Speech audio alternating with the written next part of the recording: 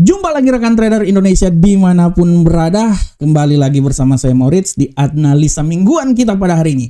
Kita memasuki minggu yang baru, bulan yang baru di bulan Juni.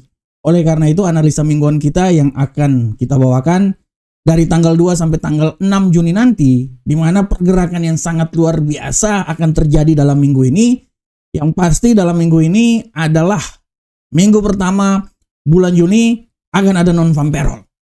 Oleh karena itu kita akan membahasnya, bagaimana pergerakan non-farm payroll nanti, bagaimana prediksi nanti untuk pergerakan pasar selama 1 minggu ke depan dari tanggal 2 sampai tanggal 6. Dan kita akan memberikan itu buat rekan trader semuanya.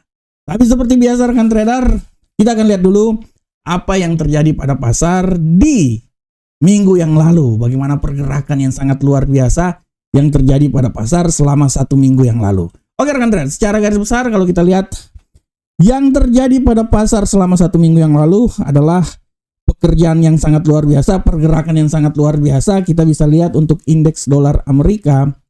Kita mulai dari indeks dolar Amerika, di mana indeks dolar Amerika mengalami penguatan yang menurut saya penguatan dia bergerak sangat luar biasa. Dia menguat, tapi di tengah penguatan itu juga terjadi pelemahan yang sangat luar biasa, dan ini tidak bisa dilepas dari permasalahan yang terjadi di ekonomi Amerika, permasalahan tarif, terutama setelah hari Rabu pengadilan di Amerika menentang pergerakan tarif, tapi kemudian dibanding, lakukan banding oleh pemerintah, sehingga pada hari Kamis rekan trader bisa lihat walaupun sempat naik di posisi yang sangat tinggi, masuk ke zona 100, tapi akhirnya dia kembali jatuh lagi dan ditutup pada hari Jumat di level 100 ya.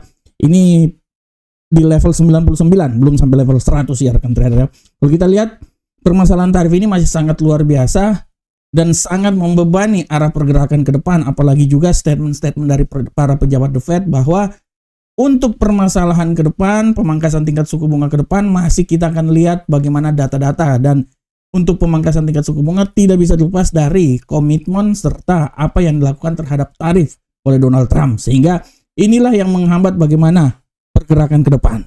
Sedangkan untuk Euro USD rekan trader, secara garis besar kalau rekan trader lihat di Euro USD pada minggu lalu dia bergerak sedikit mengalami pelemahan, dia melemah sempat menuju ke level 1.12054 ya. Pada intinya pada minggu lalu Euro USD ini dia bergerak sangat mengalami sedikit pelemahan rekan trader. Apabila kita lihat juga fluktuasinya sangat luar biasa, pergerakan ini dia mencatat secara garis besar tidak bisa kita pungkiri bahwa agak sedikitnya kenaikan yang terjadi pada indeks dolar Amerika, di mana dia menembus level 100, inilah yang menjadi alasan kenapa agak sedikit terjadi pelemahan pada Euro USD selama minggu yang lalu ya. Dan kalau selanjutnya kita lihat rekan trader untuk Pound sterling rekan trader walaupun dibuka dengan penguatan hingga menembus level 1.35964, tapi kemudian dia mengalami pelemahan hingga menembus level 1.34206. Secara garis besar apa yang terjadi pada pound sterling ya pada minggu lalu, walaupun dia turun tetapi dia tidak hilang kendali rekan trader. Sebenarnya penurunan ini adalah impact dari sedikit membaiknya dolar Amerika ya. Kita lihat dolar Amerika kembali mengalami pemulihan yang kuat dan terus mempertahankan hampir sepanjang seminggu yang lalu ya rekan trader. Selain itu juga optimis di bidang perdagangan dan sikap hawkish The Fed inilah yang mendorong pembalikan pada dolar Amerika sehingga sedikit memberikan tekanan, walaupun secara garis besar masih ada data-data lainnya dan masih ada peristiwa-peristiwa lainnya, misalnya Donald Trump kebijakannya dia menunda tarif 50% terhadap Uni Eropa, di mana nanti akan ditunda hingga pada tanggal 9 Juli nanti. Inilah yang menyebabkan bagaimana pasar masih terus bergerak sangat luar biasa. Sedangkan untuk emas rekan trader, gold pada minggu ini secara garis besar dia mengalami sedikit pelemahan ya. Dibuka di hari Senin juga udah melemah. Malahan hari Kamis setelah banding yang dilakukan terhadap tarif Amerika oleh pengadilan membuat dia melemah hingga 3.250 ya. Ini merupakan suatu tantangan yang besar terhadap gold, walaupun dia sempat naik kembali lagi masuk di zona 3.320, tapi akhirnya dia ditutup di sekitaran 3.291. Pada prinsipnya pelemahan yang terjadi pada gold ini adalah hal koreksi yang biasa, tapi secara garis besar gold masih punya peluang yang sangat besar untuk naik ke posisi yang lebih tinggi. Sedangkan untuk USD Yen Jepang, rekan trader lihat USD Yen Jepang, kalau rekan trader lihat memulai minggu dengan penguatan yang sangat signifikan, sempat naik hingga level 146.330, walaupun akhirnya terjadi pelemahan dan ditutup di seputaran 143.955. Ini adalah pergerakan yang terjadi pada USD Yen Jepang, dan kalau kita lihat secara garis besar tren USD Yen Jepang ini masih tetap, walaupun terjadi penguatan, tapi pada prinsipnya bisa dilihat bahwa tren bearish masih sangat kuat seiring dengan sedikit pelemahan yang terjadi pada indeks dolar Amerika. Pada prinsipnya walaupun dalam minggu lalu indeks dolar Amerika mengalami penguatan yang signifikan, tapi secara garis besar kita bisa lihat bahwa tren secara besar dari USD Yen Jepang adalah lebih banyak ke bearish. Oke, rekan trader semuanya, ini adalah secara teknikal. Bagaimanakah secara fundamental rekan trader? Untuk secara fundamental rekan trader bisa lihat langsung ya di kalender ekonomi. Untuk kalender ekonomi rekan trader bisa lihat bagaimana untuk minggu yang lalu. Kita mulai dari pidato hari Senin, ada dini hari ada pidato dari Jerome Powell. Setelah itu hari Selasa ada kepercayaan konsumen, ya ini juga yang memberikan alasan kenapa dolar Amerika mengalami penguatan ya. Setelah itu kita bisa masuk di hari Kamis dini hari dari rapat pertemuan FOMC.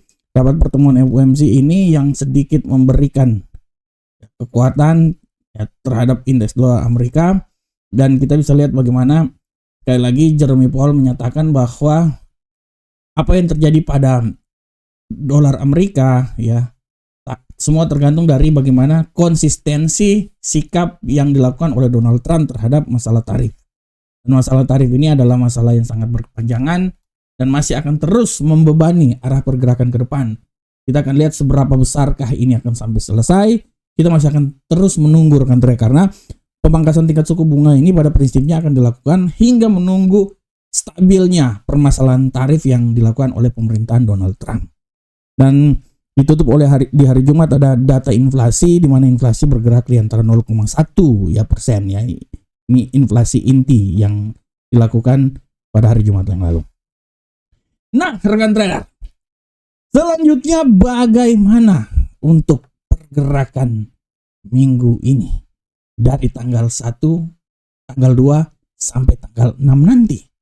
Nah, ini yang harap kita perhatikan bersama-sama. Oleh karena itu, mari kita lihat dulu bagaimana kalender ekonomi.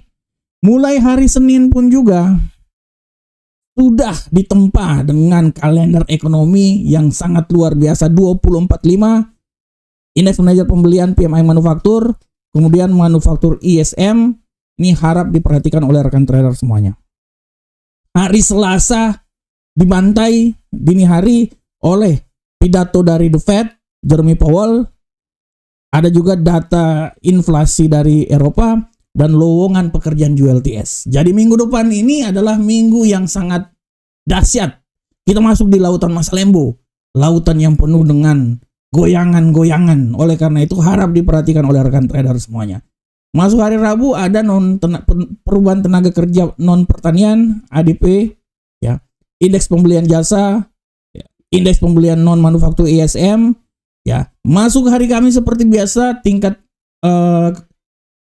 tenaga kerja, klaim tenaga kerja, ada juga dari tingkat fasilitas simpanan dari Eropa, dan kita masuk hari Jumat, hari yang sangat keramat. Jumat pertama, minggu yang baru, bulan yang baru, Jumat keramat seperti KPK, Jumat keramat selalu ditangkap itu para koruptor. Hari Jumat ini pun juga Jumat keramat, akan ada laporan tenaga kerja non pertanian ya. non-farm payroll akan dirilis. Oleh karena itu benar-benar Jumat keramat. Pendapatan rata-rata, tingkat pengangguran, dan non-farm payroll. Nah, akan dirilis. Selanjutnya rekan trader, bagaimanakah untuk prediksi minggu depan secara teknikal? Secara teknikal kita lihat dari indeks dolar Amerika. Kalau kita lihat rekan trader secara garis besar, indeks dolar Amerika ini dia masih bergerak menurut saya. Dia ini masih dalam tendensi pelemahan, tapi menurut saya peluang kenaikan pun juga masih tetap ada. Tendensi pelemahan tapi peluang kenaikan masih tetap ada. Jadi harap kita sikapi pernyataan saya ya. Oleh karena itu, secara garis besar saya bisa bilang bahwa peluang untuk turun masih ada, tapi peluang untuk naik pun juga sangat besar. Ya, harap diperhatikan. Oleh karena itu rekan trader, secara garis besar saya mau bilang bahwa untuk minggu depan, dengan adanya data-data yang ada, harap diperhatikan dan harap diperhatikan juga bahwa peluang untuk terjadi gap di awal minggu itu sangat luar biasa. Saya tidak mau bilang bahwa ini dia akan naik, tidak. Tapi menurut saya peluang untuk turun masih tetap ada, tapi kenaikan masih sangat mungkin terjadi oleh indeks dolar Amerika. Oleh karena itu secara garis besar saya bisa bilang bahwa indeks dolar Amerika peluang pelemahan masih tetap, dia akan bisa turun minimal ke 98.362 atau mungkin ke paling rendah di 97.946. Tapi peluang untuk naik pun juga sangat terbuka lebar. Dan dia bisa naik hingga menembus level paling tertinggi di seputaran 101.017. Walaupun 101 itu sangat sulit juga sebenarnya ya. Tapi ya peluang masih tetap ada rekan trader. Karena pasar ini benar-benar sangat membingungkan ya. Membingungkan. Nah, oleh karena itu sekali lagi harap diperhatikan oleh rekan trader semuanya. Sedangkan untuk Euro USD, secara garis besar rekan trader, dari analisa yang coba saya buat ya, Euro USD ini kalau menurut saya memang tendensi pelemahan masih tetap kuat, tapi hati-hati penguatan juga masih tetap ada. Oleh karena itu saya mengambil suatu kesimpulan bahwa dia ini masih bisa naik rekan trader hingga level 1.15118. Tapi harap diperhatikan bahwa peluang untuk turun pun juga sangat besar dan bisa membuat dia turun di posisi 1.12244. Ya, 1.12244. Jadi menurut saya dia nih bergerak sangat-sangat tipis rekan trader untuk minggu depan. Antara 1.15118 level paling tertinggi sampai level paling terendah itu di posisi 1.12244. Sedangkan untuk pound sterling analisa saya sepertinya dia ini masih akan terus melanjutkan pelemahan. Ya, dia akan terus melanjutkan pelemahan dan saya bisa mengambil suatu prediksi bahwa dia ini bisa melemah hingga level paling maksimal pelemahan dia itu di posisi 1.33357. Tapi peluang untuk naik pun juga masih tetap ada dan dia bisa naik hingga level tertinggi di posisi 1.35658. Nah, di sini. Dengarkan trader ya. Nah, arah bergerak yang terjadi pada pound sterling. Bagaimanakah untuk gold? Nah, gold ini nih hangat ini. Gold ini hangat. Sekali lagi saya bilang bahwa gold ini benar-benar punya peluang yang sangat luar biasa. Tapi di dalam kacamata saya kelihatannya tendensi untuk gold ini masih diliputi sedikit pelemahan yang signifikan, masih diliputi rekan trader ya menurut saya ya. Tapi peluang naik juga masih ada ya. Saya bisa bilang bahwa dia ini masih bisa melemah, minimal dia bisa turun sampai level paling terendah menurut saya rekan trader berada di seputaran 3.223 di sini ya. Tapi sekali lagi rekan trader hati-hati, peluang untuk naik pun juga masih tetap ada dan dia masih bisa naik hingga level 3.424. Menurut saya terlalu tinggi sih ya, tapi menurut saya peluangnya seperti kayak gitu ya. Nah, dia masih bisa. Tapi Kalau sampai 3.424 itu jauh sekali sebenarnya ya. Menurut saya itu sangat luar biasa ya. Tapi selalu ada peluang untuk naik sampai situ. Tapi menurut saya untuk minggu depan masih diliputi agak sedikit mengalami pelemahan. Ya, agak sedikit mengalami pelemahan ya. Agak sedikit mengalami pelemahan dan peluang untuk melemah masih tetap besar. 3.250 adalah nilai yang bisa dicapai oleh mata uang ini, oleh aset ini. Tapi peluang untuk lebih rendah pun juga masih bisa sampai di 3.223 ya.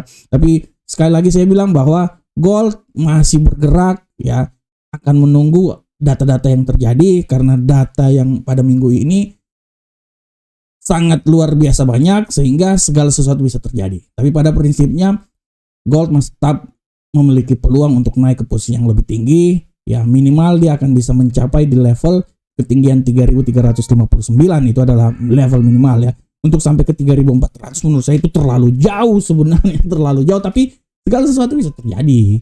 Segala sesuatu bisa terjadi, itu adalah yang paling tertinggi. Dan menurut saya yang paling masuk dalam logika itu di 3.359.